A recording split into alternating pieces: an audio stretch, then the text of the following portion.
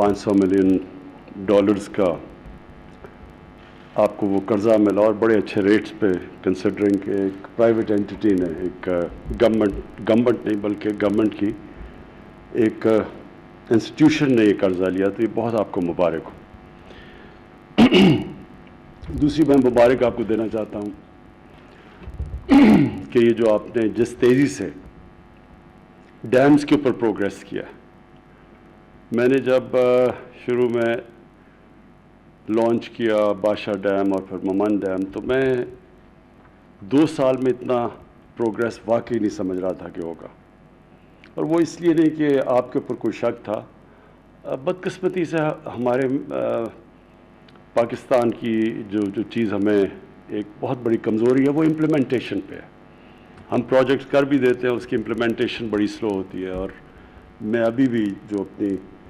2.5 سالہ حکومت میں بھی میں دیکھ رہا ہوں کئی چیزیں ہماری امپلیمنٹیشن ٹائم سے بہت پیچھے ہے۔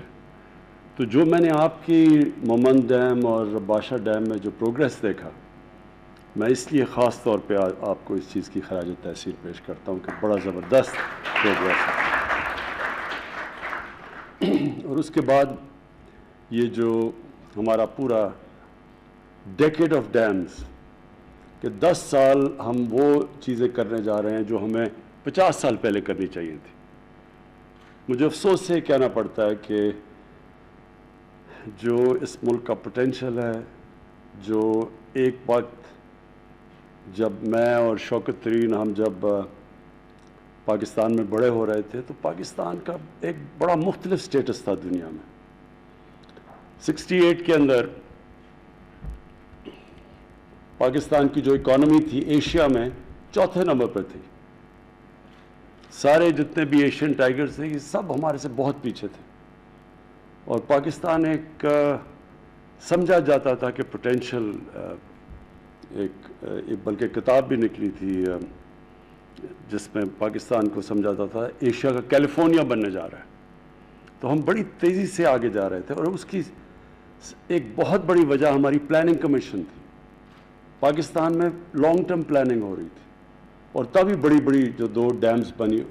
وہ تبھی بنی کیونکہ ایک لمبی سوچ تھی، آگے جنریشنز کی سوچ تھی۔ اور وہ جو لانگ ٹرم پلاننگ تھی جو اصل بنیاد رکھتی ہے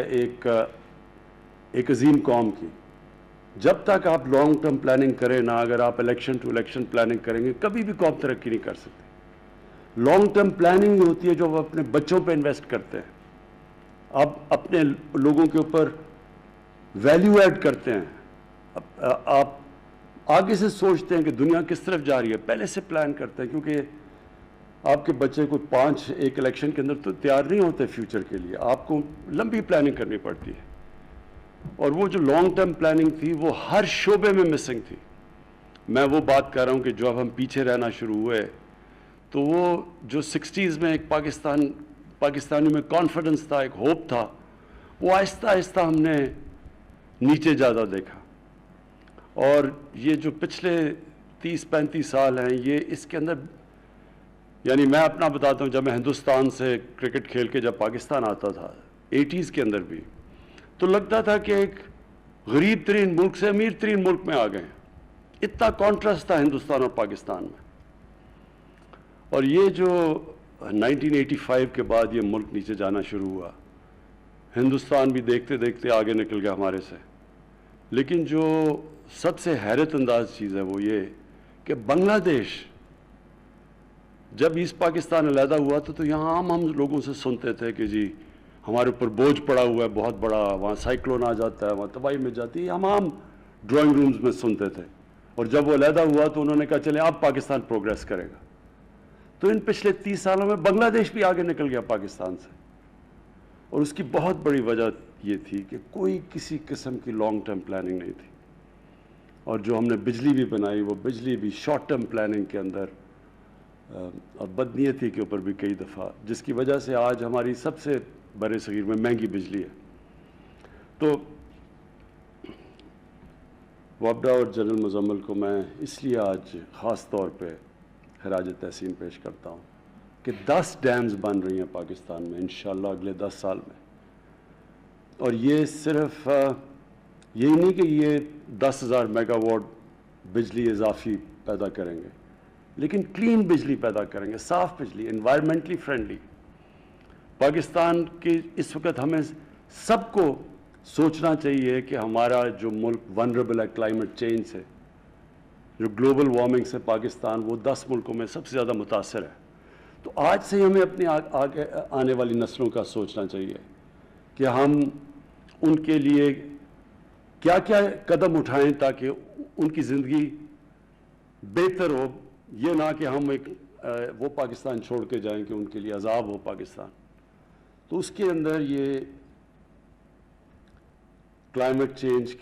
کو اوائڈ کرنے کے لیے، گلوبل وارمنگ کو اوائڈ کرنے کے لیے، اور پاکستان کی ہمارے گلیشیئرز کے اوپر جو اس کا ایفیکٹ آ رہا ہے، ابھی بھی آ رہا ہے اور آئے گا اگر ہم نے یہ قدم نہ اٹھائے، تو اس سے جو امپیکٹ پڑے گا پاکستان کی واٹر سیکیورٹی پہ اور سیکیورٹی پہ۔ تو اس کے لیے ایک تو یہ کلین انرجی جو یہ ڈیم سے ملے گی 10,000 میگا واٹ، اس کے علاوہ بھی پاکستان میں بہت پوٹینشیل ہے ہائیڈرو الیکٹریسٹی کا۔ لیکن دوسرا یہ جو ہم نے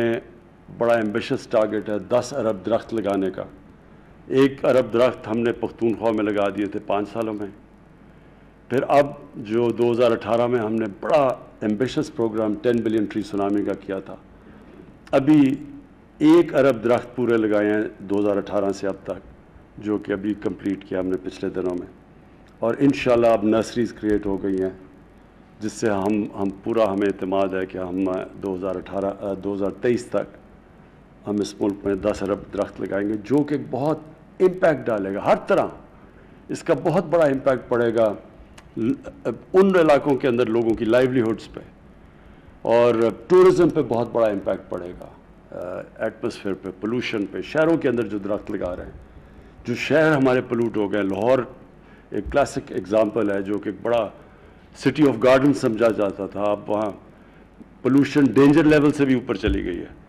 تو یہ جو آگے آنے والے یہ جو لانگ ٹرم پلاننگ ہے، یہ ابھی سے ہم شروع کر رہے ہیں۔ وابڈا کی یہ جو انیشیٹو ہے اور جو ڈیمز ہیں، یہ اس کا ایک اسپیکٹ ہے۔ دوسرا اسپیکٹ یہ جو ہم درخت اور پوری پلاننگ کر رہے ہیں کہ ہم نے کیسے آگے سے اپنے علاقے پرزرو کرنے ہیں، جو ہم اب 15 نئی نیشنل پارکس بنا رہے ہیں اور ان کو پرزرو کرنے کے لیے پورا پلان کر رہے ہیں، اور اس کے بعد جو ہم اپنے انیشیٹوز ہیں کہ جو ہمارا جو ویٹ لینڈز ہیں ان کو ریچارج کرنے کے لیے فلڈ واٹرز کا استعمال کریں گے، اور انشاءاللہ یہ مینگرووز ہیں جو کہ اس کے اندر اضافہ کرنے کی پوری کوشش کر رہے ہیں۔ اس کے علاوہ جو ایجوکیشن سسٹم ہے، اس کے اندر پہلی دفعہ ایک سلیبس لے کے آ رہے ہیں، ایک کورس سلیبس پاکستان کے لیے۔ اب تک ایک فریگمنٹڈ ایجوکیشن سسٹم، جس سے پاکستان میں بجائے ایک کوہیژن ہو، سوشل کوہیژن ہو اور ایک نیشن بنے، وہ 3 ڈفرینٹ سلیبس اور 3 ڈفرینٹ قومیں بن رہی ہیں پاکستان میں، جس کے بہت برے اثرات ہیں، جس کی ایک بنیاد پرستی بھی ایک اسی سے آتی ہے جب آپ مختلف کلچر ایک ہی ملک میں کریٹ کر رہے ہیں۔ تو وہ اس کے اوپر پورا انشاءاللہ، اور اس میں ہمارے ایجوکیشن منسٹر نے بڑا زبردست کام کیا، سارے سٹیک ہولڈر سے بات چیت کر کے ایک کورس سلیبس لے کے آ رہا ہے، اور انٹیگریٹ کر رہے ہیں ہم یہ دینی مدرسوں کو پہلی دفعہ مین سٹریمنگ کرنے لگے ہیں ان کی۔ اور اس کے بعد جو ہیلتھ سسٹم ہے ہمارا، بہت poor doctor hospital to population ratio, اور پھر ڈاکٹرز ٹو پاپولیشن، خاص طور پہ نرسز ٹو پاپولیشن بہت لو ریشو ہے پاکستان میں۔ تو اس کے لیے بالکل ایک انقلابی چیز لے کے آئے ہیں، ہیلتھ کارڈ۔ ہیلتھ کارڈ کا مطلب کہ سارے پختونخوا کے اندر اور پنجاب میں اس سال کے اینڈ میں سب شہریوں کے پاس ہیلتھ کارڈ آ جائے گا۔ اس سے کیا ہوگا کہ کہیں بھی دیہات کے اندر لوگوں کے پاس کسی ہسپتال میں اپنا علاج کروا سکتے ہیں، اور اس سے کیا ہوگا کہ پرائیویٹ سیکٹر پہلی دفعہ اس کو انسینٹیفائز کر رہے ہیں ہیلتھ سیکٹر میں آنے کا۔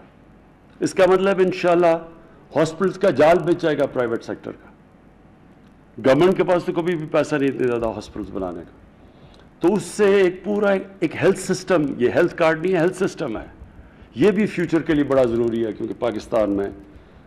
ہماری جو بیسک ہیلتھ ہے وہ بہت کمزور ہے، ہماری چائلڈ مورٹیلٹی ہے، ہماری جو عورتیں پریگننسی کے ٹائم پہ مرتی ہیں وہ سب سے دنیا میں ہم بدقسمتی سے اوپر ہے۔